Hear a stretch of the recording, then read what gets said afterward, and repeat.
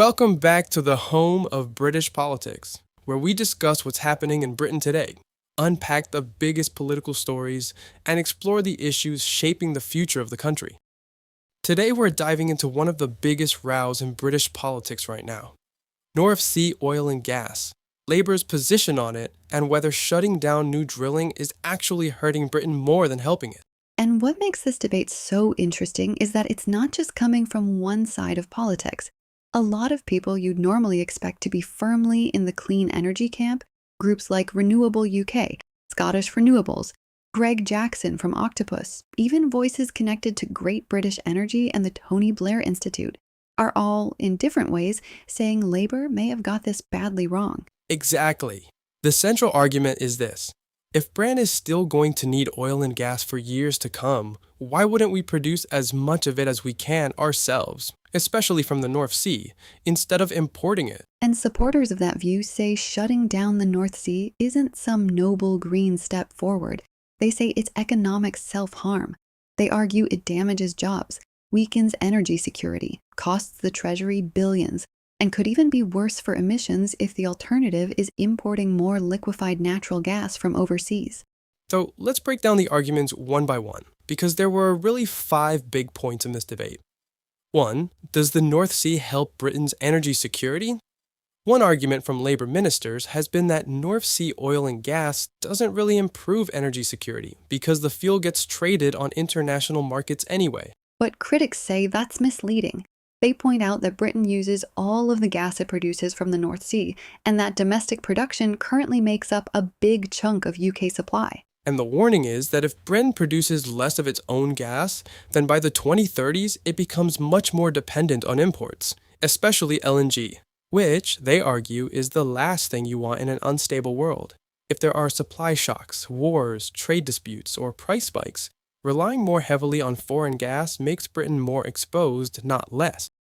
So the pro-North Sea case is simple. If we still need gas, then producing our own is better for resilience than importing more from abroad. Number 2.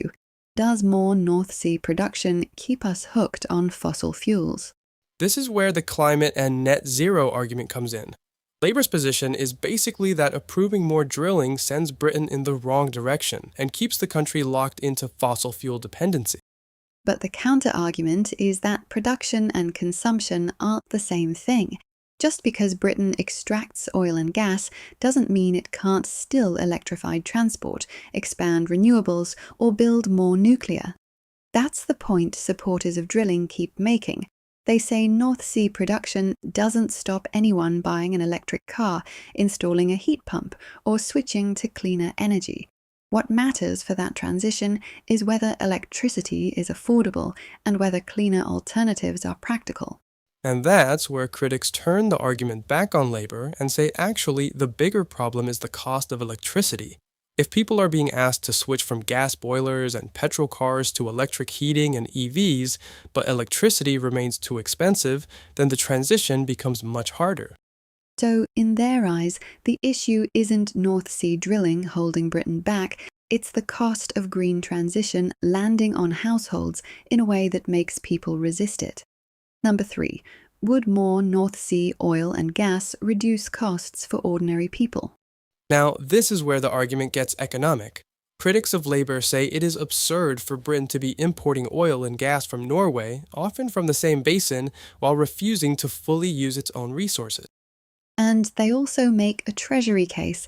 They say a strong North Sea industry would mean billions in tax revenue over the next decade, money that could help public finances instead of disappearing because production falls away.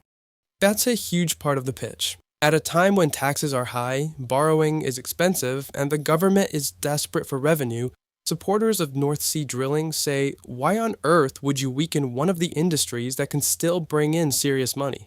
And there's also the jobs angle. The claim is that communities tied to oil and gas, especially in Scotland and the North East, are already seeing jobs disappear, and that government policy is making that worse.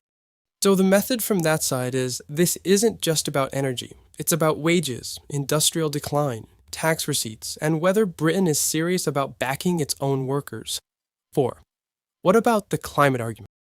This is probably the most controversial part. Labour and climate campaigners argue that new drilling undermines climate goals. But supporters of North Sea production push back very hard on that. Their case is that if Britain doesn't extract the gas itself, it will still need gas anyway, so it will simply import more.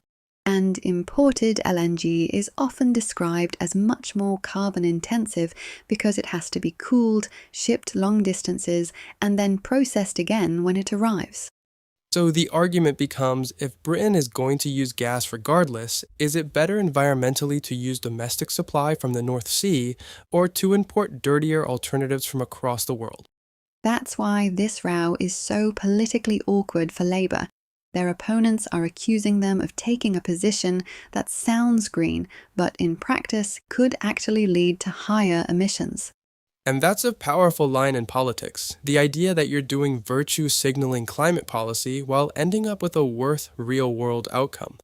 5. Do new oil and gas fields take too long to matter?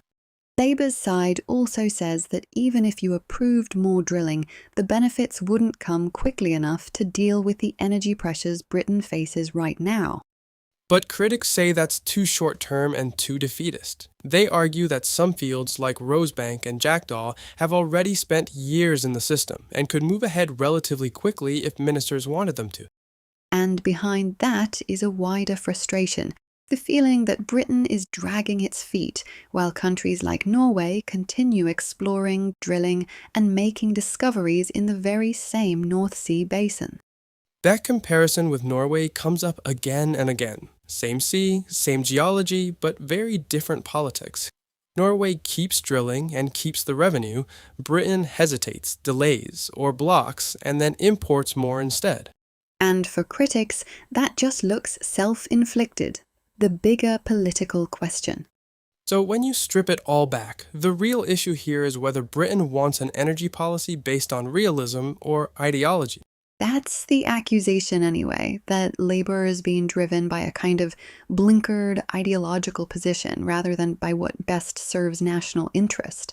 And this is where it gets politically dangerous for them, because the people raising concerns aren't all anti-net zero, anti-renewables voices. Some are strongly pro-clean energy but still think Britain should make use of domestic oil and gas during the transition.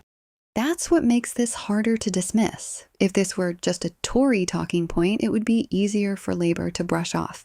But when clean energy advocates, industry voices, and even people in their own broad political orbit are saying the same thing, it becomes a real problem. Final thoughts. Jack, so here's the core question. If Britain still needs oil and gas, if domestic production is cleaner than imports, if it supports jobs, strengthens energy security, and raises tax revenue, then why wouldn't you back the North Sea while the transition is still underway? And Labour's answer would be that Britain needs to move decisively toward clean energy, give certainty to the future, and stop repeating the mistakes of fossil fuel dependence. But their critics say that's not what this policy does. They say it doesn't end dependence, it just offshores it. It doesn't protect the climate, it could worsen emissions. And it doesn't strengthen Britain.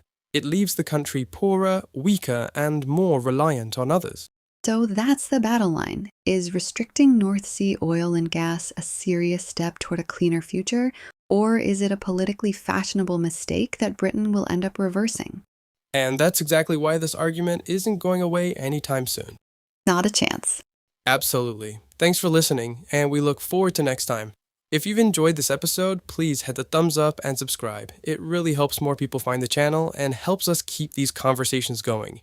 And if you've got your own view on North Sea oil and gas, Labour's energy policy, or where Britain goes next, drop it in the comments. We'd love to hear what you think. See you next time.